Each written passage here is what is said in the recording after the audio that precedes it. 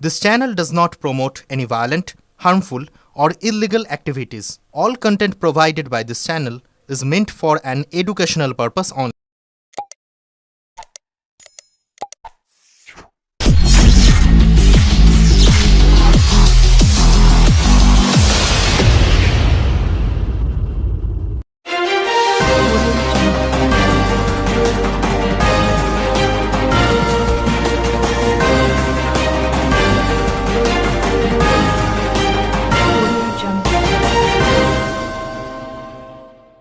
আরজিকরের আন্দোলন অত্যন্ত দুর্ভাগ্যজনক ঘটনা। তা নিয়ে 1 বছর হয়ে গেল।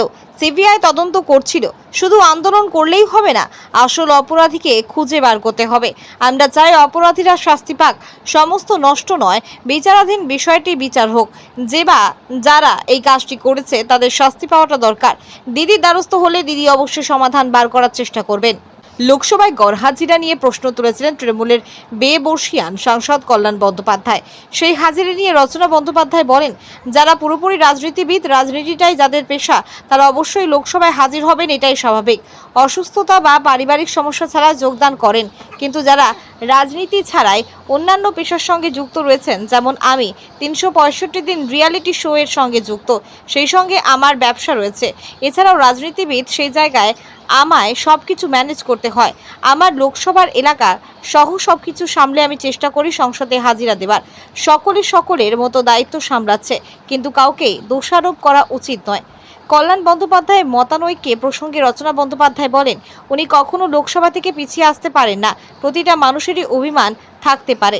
আমাদের নেত্রী মমতা বন্দ্যোপাধ্যায় এতটাই ভালো, তার উপর রেগে থাকতে পারি না আমরা সবসময় কল্যাণ দান নির্দেশে চলি। আমরা তাকে সম্মান করি। চিফ হুইপের জায়গায় অন্য কাউকে আনা হয়েছে, এমন নয় তিনি দল থেকে চলে যাচ্ছেন।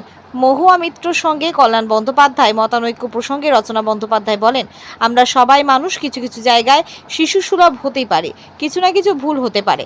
তা বলে এই নয় আমরা দলকে ভালোবাসি না, দিদিকে ভালোবাসি না। চুঁচুড়া থেকে আদির রিপোর্ট, আমার কলকাতা নিউজ। দেখো, আরজিকরের আন্দোলন তো ডেফিনেটলি অত্যন্ত দুর্ভাগ্যজনক একটি ঘটনা, এবং সেটা নিয়ে 1 বছর হয়ে গেল, এবং আমরা মুখ্যমন্ত্রী এটা নিয়ে যথেষ্ট আলোচনা করার চেষ্টা করেছিলেন, এবং মুখ্যমন্ত্রী চেয়েছিলেন যে লাইটে আসুক।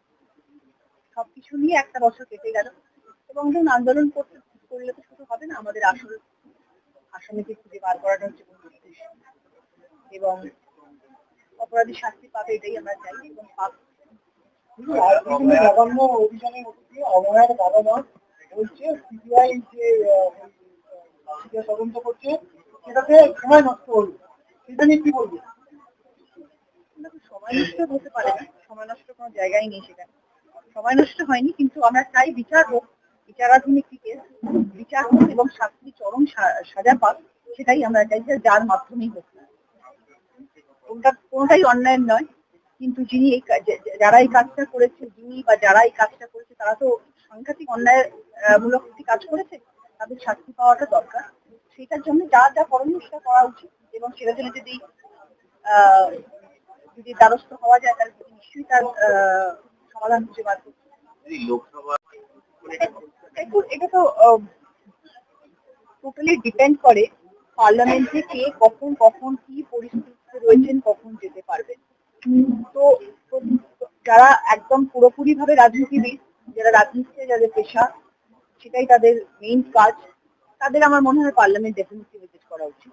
অফকোর্স যাওয়া উচিত, যতদিন পার্লামেন্ট চলবে ততদিন যাওয়া উচিত, যদি না তার শারীরিক কোনো রকম অসুবিধা হয়ে যায়, বা পারিবারিক কোনো অসুবিধা হয়ে যায়, কোনো রকম পরিবারে কোনো রকম কাজকর্ম এসে পড়ে, সেটা তো ধরুন 1-2 দিন, 5 দিন, 7 দিন, সেটা ঠিক আছে, তো সবসময় ডেফিনেটলি কনসিডারেবল।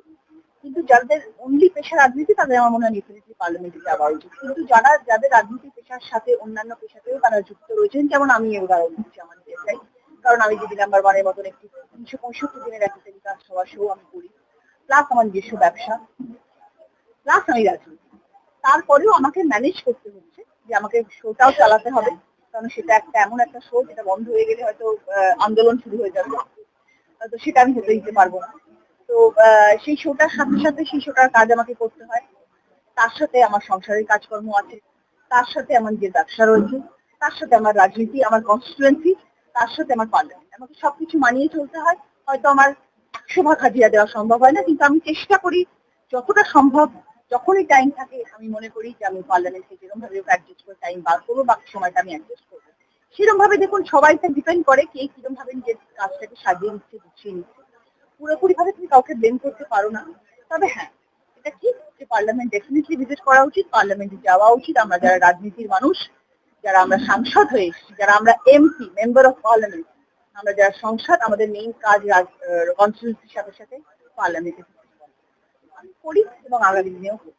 কল্যাণ ব্যানার্জির মতো বর্ষিয়ান নেতা বা এত দুরূহ নেতা এবং প্রতিষ্ঠিত সংসদে উনি পিছিয়ে আছেন, সে ব্যাপারে কি বলবেন? না, উনি কখনোই পিছিয়ে আসতে পারেন না। উনি দলকে ভালোবাসেন। অভিমান অভিমান হতেই পারে, আমরা সবাই রক্ত মাংসের মানুষ দাদা, আমাদের সবসময় অভিমান হতে পারে। আমার অভিমান হতে পারে, দাদার অভিমান হয়েছে, অভিমান তো হবেই। কিন্তু আমাদের নেত্রী এমন একজন মানুষ যে মানে তাকে না ভালোবাসা, তাকে শ্রদ্ধার জায়গাটা আমাদের কাছে এতটাই অপরিসীম যে আমরা তার উপরে কখনো রেগে থাকতে পারি না।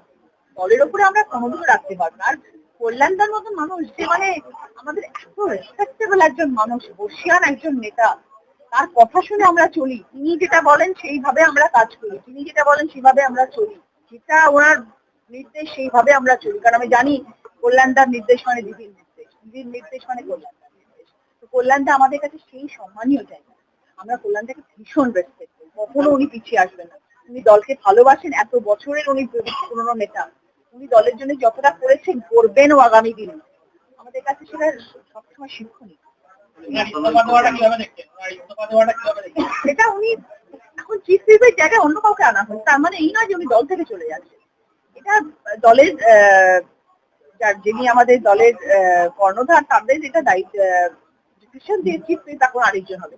তার আগে অন্য একজন ছিলেন, তার আগে অন্য একজন ছিলেন। কিন্তু দল ডিসাইড করবে কাকে কখন কোন পদে রাখবে। ঠিক সেরকম ভাবে এখন ডেপুটি লিডার শতাব্দী রায় হয়েছেন, এর আগে ডেপুটি লিডার অন্য কেউ ছিলেন। সেরকম ভাবে তো পরিবর্তন আসবেই, পরিবর্তনের যুগে পরিবর্তন তো আসবে। কিন্তু তার মানে তো আমরা দল ছেড়ে চলে যাবো। আমরা সবাই দলকে ভালোবেসে আছি, আমরা সবাই মমতা বন্দ্যোপাধ্যায়, অভিষেক ব্যানার্জিকে ভালোবেসে এখানে দেখুন, আপ এন্ড ডাউন থাকতেই পারে। আমরা সবাই মানুষ, আমাদের সকলের মধ্যে মন আছে, একটা ভালোবাসার জায়গা আছে, একটা বক্তব্যের জায়গা আছে। সেখানে আমাদের কিছু সময় আমরা বাচ্চা সুলভ হয়ে যেতেই পারি। আমারও ভুল হতে পারে, তোমার ভুল হতে পারে, সবারই কিছু না কিছু হয়তো মনের মধ্যে থাকতে পারে। কিন্তু তার মানে এই নয় যে আমরা দলকে ভালোবাসি না, আমরা দিদির সৈনিক নই। আমরা সবাই দিদির সৈনিক, আমরা দিদির জন্য কাজ করি, আমরা দলের সৈনিক। নতুন অভিষেক বন্দ্যোপাধ্যায় আমাদের গর্বের জায়গা। মানে উনি এমন একজন মানুষ, আমি মনে করি রাজনীতির জায়গায় স্যালিউট করি আমি ওনাকে। বিকজ দলকে আজকে দিদির পরে, দিদি তো আছেনই, দিদির পরে যিনি দলকে ধরে রাখতে পারেন